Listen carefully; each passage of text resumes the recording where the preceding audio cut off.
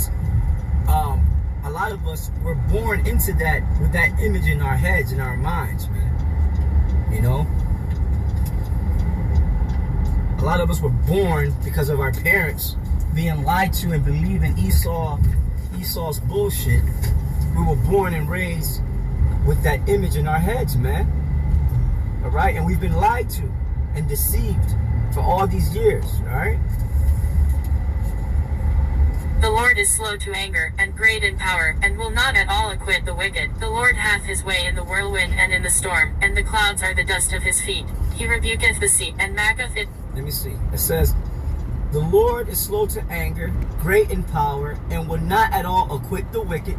There is a group of people known as the wicked. They're known as the Edomites. All right? The Lord hath his way in the whirlwind and in the storm. The whirlwind is what you would know as the UFOs, all right? Or UAPs, right? Unidentifiable aerial phenomena. I learned yesterday they also go by UATs, unidentifiable aerial threats, or unidentifiable alien threat. You know, these vehicles that are not of this world, you know. So the Lord is going to come with that's what the angels travel in. They're going to come to destroy this man and to deliver his people, right? Before the great destruction by way of thermonuclear missiles.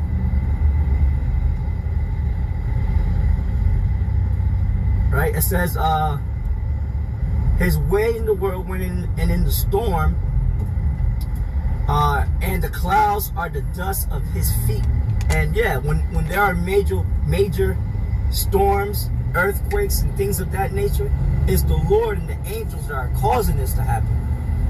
You know, these things are going to happen more and more as we get closer to the end, because this is it's prophecy. Right, and the signs of things to come. So this is part 1, right, of the book of Nahum. So just stay tuned for part 2. We're gonna end it there, right? Shalom.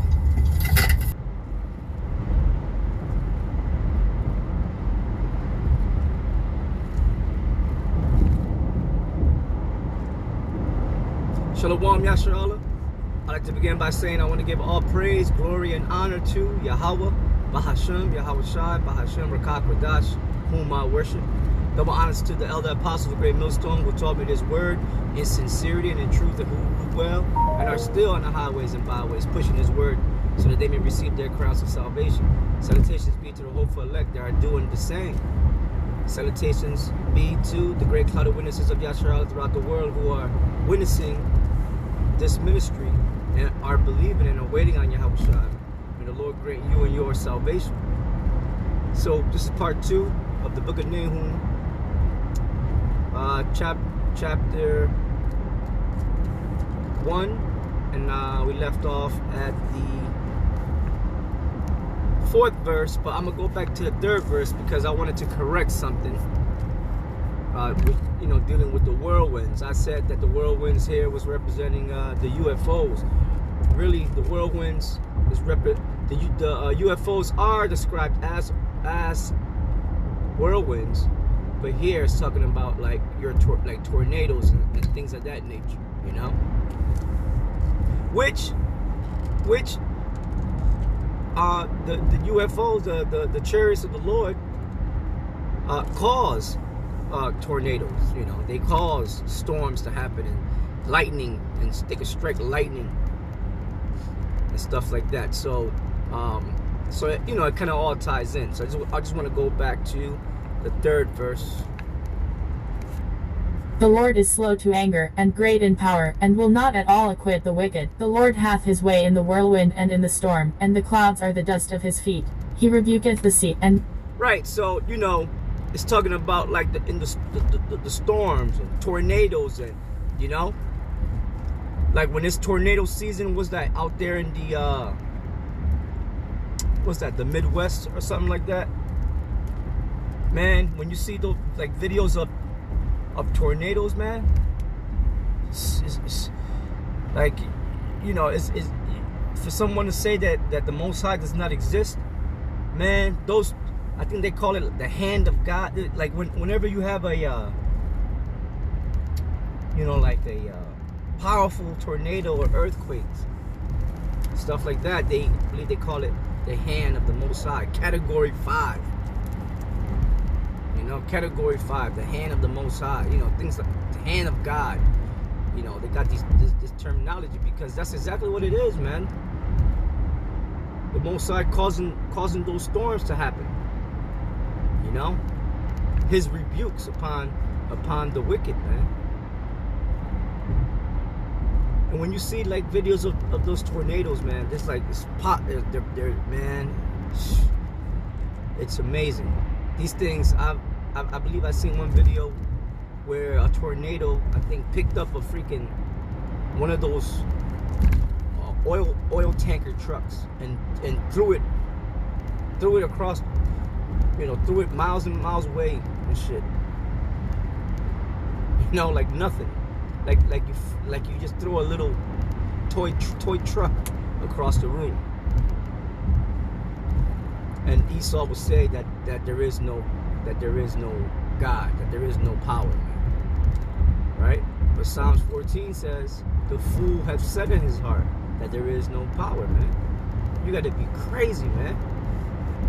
I show you that these damn devils, they're just filled with pride, man, to think that there is no divine power, man. He rebuketh the sea, and maketh it dry, and drieth up all the rivers. Bashan languisheth, and Carmel, and the flower of Lebanon languisheth. The mountains quake at him, and the hills melt, and the earth is burned at his presence. Yea. Yeah, it's just showing the magnitude of the Most High's power. That's what happened when the Lord came down to Sinai to give the law unto the Israelites by the hand of Moses. Give the law to us, the commandments to us. The mountain, the Bible describes it as if the mountains were on fire, because it was the Most High who came down, and all the angels, man, in the ships. So it seemed like the mountains were on fire, like Sinai was on fire, and the Most High had to put a special spirit upon Moses to receive the law, and kind of like a force field, if you will, around him, so that he doesn't die, because that was nothing but pure energy that Moses was taking in. That's why when he came down from the mount, he was shining, you know. He was shining. He had to put a veil over his face in order for him to speak to Israel, man. So that's the power. That's the power of the Most High. That's what Esau's about to encounter, man, very soon. All right, that's the power that Yahushua is coming with, along with Michael, the archangel, and the other archangels, and the armies from above, man. All right, the same angels, they came down to whoop that cracker's ass. What was his name? Heliodorus. All right, in the book of Maccabees, they came down. I believe he was coming to receive the tribute from Israel or something like that, and he got his ass whooped, spiritually whooped. No, physically whooped by spiritual beings. How about that? I gotta go back and read those stories, man, because that excites me, pumps me up, man. Yeah, because the Most High is he is a God of war, man. You know, his angels are warriors. You know, all right. They're not like Esau depict them, man, like little alternative lifestyle baby baby angels, all right? They are lepers. They got leprosy, all right? Which means looking like so-called white babies with wings. You know what I'm saying? Wings on their back, man. The angels don't look like that, all right? They look menacing. All right? They strike horror in people when people see them, man. Like the angel that Samson's parents saw, Noah and his wife saw. You know, that the angel that spoke to them. You know, I believe Samson's was it his mom saw the angel and said that he was I forget the exact wording. Pretty much it was like the angel was horrible to look upon. It was frightening. He was frightening, you know. The mountains quake at him, and the hills melt, and the earth is burned at his presence, yea, the world, and all that dwell therein. Who can stand before his indignation? And who can abide in the fierceness of his anger? His fury is poured out like fire, and the rocks are thrown down by... The answer is no one, man. No one can abide the fierceness of his anger, man, and of his destruction. You know, who's gonna abide when who's gonna abide right here on earth? Those that are left behind when the missiles are shut off and hit. No one, man. And those missiles are the weapons of his anger. He gave that knowledge unto men, you know. So yeah, man, that's the Lord's, and when the Lord's anger is ignited, nobody can bear it, man.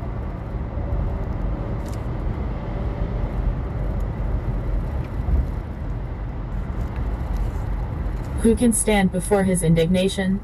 And who can abide in the fierceness of his anger?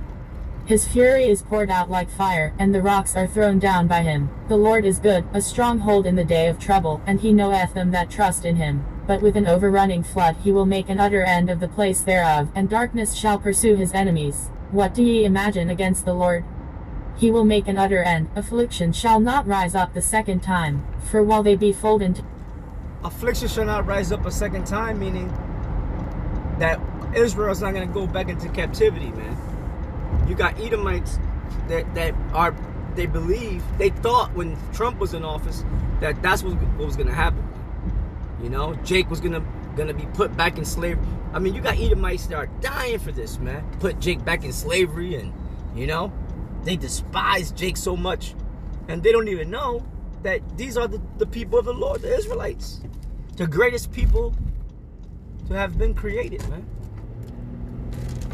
The judges of the earth, man. So these people, they're in for a rude awakening. You know, the future is very bleak for Esau, Edom, man, but very bright for Israel, man. All right, like a song a song from back in the 80s that said the future is so bright I gotta wear shades. You know what I'm saying? That's how bright it is for us, man, because the Son of the living power is gonna come down to deliver us, bring us back into our place, our land, the land of Israel, and he's gonna dwell with us, man. I believe that's why I believe somewhere in Revelation, I believe it says that there was no need, there's no need for there will be no need for the sun or the moon, because it's gonna be lighted with his glory, you know. Yeah, man, that's the future for Israelite, man. But for Esau and the other nations, darkness, man, gloominess, captivity, punishments, man. Until the day the Lord removes and destroys these people forever. For while they be folden together as thorns, and while they are drunken as drunkards, they shall be devoured as stubble, fully dry. There is one come out of thee, that imagineth evil against the Lord, a wicked counselor. Thus saith the Lord, though they be quiet, and likewise many, yet thus shall they be cut down, when he shall pass through. Though I have afflicted thee, I will afflict thee no more. Thus saith the Lord, though they be quiet, and likewise many, yet thus shall they be cut down, when he shall pass through. Though I have afflicted thee, I will afflict thee no more. For now will I break his yoke from off thee, and will burst thy bonds in sunder. And the Lord hath given a commandment concerning thee, that no more of thy name be sown out of the... Wait, let's go back here. For now will I break his yoke from off thee, and will burst thy bonds in sunder. And the Lord hath given a... Yeah, the Lord's gonna break that yoke that Esau got on us by way of these hidden contractual bonds, man. You know, we are in corporate slavery, all right, and the Lord's gonna break that, man. You know, and he's beginning to do that, you know, with his word, man. You know, we are free. The truth has made us free. We know who we are now. We know who this devil is, and his plan, his plot. You know, we know that they are the children of the devil, incarnate. You know what I'm saying? And the physical counterpart of Satan. You know, so the Lord has woken us up to this, man. It's beautiful. And the Lord hath given a commandment concerning thee, that no more of thy name be sown. Out of the house of thy gods will I cut off the graven image and the molten image. I will make thy grave, for thou art vile. Behold, upon the mountains... Talking about Esau, man. Esau's vile. Esau's images, man, like Caesar Borgia, right? The so-called white Jesus, and all the gods that they worship, man. Because they worship. Remember, these are the new Babylonians, and they worship the ancient Babylonian deities, man, gods. They praise them and everything, man. Behold upon the mountains the feet of him that bringeth good tidings, that publisheth peace. O Judah, keep thy solemn feasts, perform thy vows. Yeah, Yahushai, right? Behold upon the mountains the feet of him that bringeth good tidings and publisheth peace.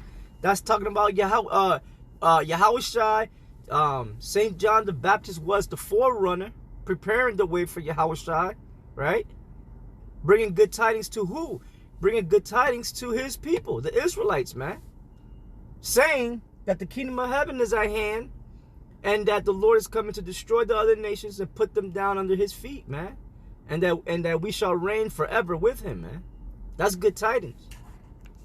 Behold upon the mountains the feet of him that bringeth good tidings, that publisheth peace. O Judah, keep thy solemn feasts, perform thy vows, for the wicked shall no more pass through thee. He is utterly cut off. NAHUM chapter 2. Right, it says, behold upon the mountains the feet of him that bringeth good tidings and publisheth peace. O Judah, keep thy solemn feasts, perform thy vows. And that's, you know, that's what we do. We rehearse the righteous acts. We keep the solemn feasts, right? We perform the vow, our vows towards the Lord. For the wicked, which is Esau, man, the Edomites, shall no more pass through thee. He is utterly cut off. And that's a direct link with Obadiah, man. So with that, this is the ending of part 2. And part 3 will begin with Nahum, the 2nd chapter. All right, in the 1st verse. Shalom.